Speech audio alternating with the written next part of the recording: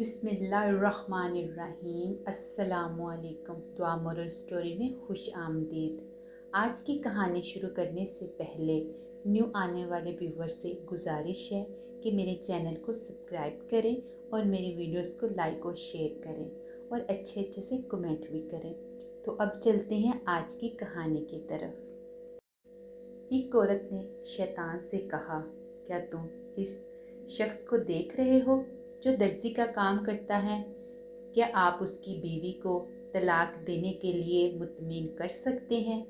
शैतान ने कहा, हाँ, ये तो बहुत सादा और मामूली सा काम है। तो शैतान दर्जी के पास गया और मुख्तलिफ तरीक़ों से उसे वर्गलाया, लेकिन दर्जी अपनी बीवी से बेइंतहा मोहब्बत करता था। वो ये सोच भी नहीं सकता था कि वो कभी अपनी बीवी को तलाक भी देगा।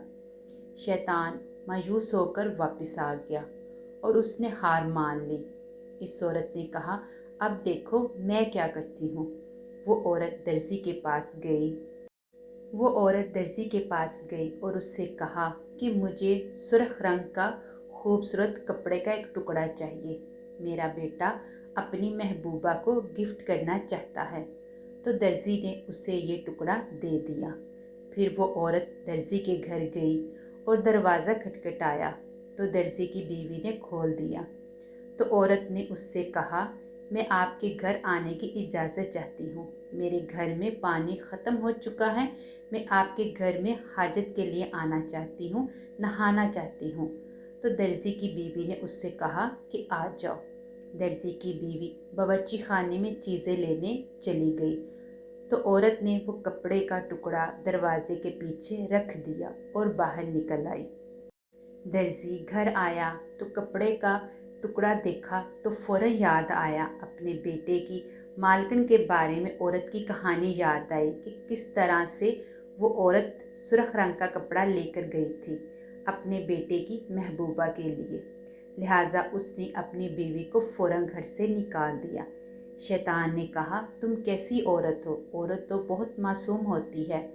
तुम तो मुझसे भी ज़्यादा तेज़ और शातिर दिमाग रखती हो। औरत ने कहा, इंतज़ार करो, मेरे अच्छे अमाल भी देखो। शैतान ने कहा, कैसे?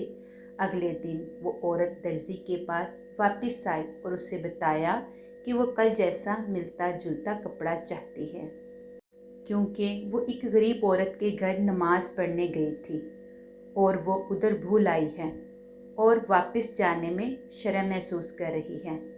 ये सब सुनने के बाद दर्जी को अपने आप पर बहुत गुस्सा आया और फिर दर्जी ने फ़ौरन ही अपनी बीवी को वापस घर बुला लिया। तो देखा आपने किस तरह से एक औरत घर बसा भी सकती है और घर उजाड़ भी सकती है। और दूसरी तरफ देखा जाए तो इंसान है जो शक करता है, उस आदमी ने भी शक किया, वो गहराई में नहीं गया कि असल माजरा क्या था। शक जो सा है वो घरों को बर्बाद कर देता है। तो हर इंसान को शक से दूर रहना चाहिए, अपने घरों की हिफाजत करनी चाहिए। और औरत तो होती मासूम है, लेकिन कभी कभी जब वो बुराई करने पे आ जाती है तो बहुत बुरा भी करती है। लेकिन हर इंसान को अच्छे काम करने चाहिए ताकि वो दुनिया में भी कामयाब हो और आखिरत में भी कामयाब हो। उम्मीद करती हूँ आज की कहानी आपको अच्छी लगी होगी। तो मेरे चैनल को सब्सक्राइब करें और मेरी वीडियोस को लाइक करें। जज़ाकल्लाह।